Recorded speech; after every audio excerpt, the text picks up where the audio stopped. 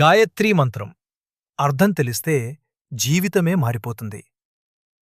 వేదాలలో అత్యంత శక్తివంతమైన మంత్రం ఏదంటే నిస్సందేహంగా గాయత్రీ మంత్రం.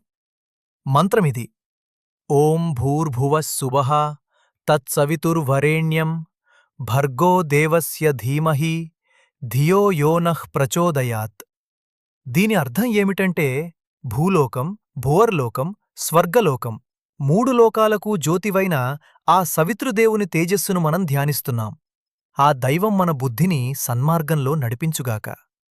అంటే గాయత్రీ మంత్రం ఒక కోరిక కాదు, అది ఒక ప్రార్థన.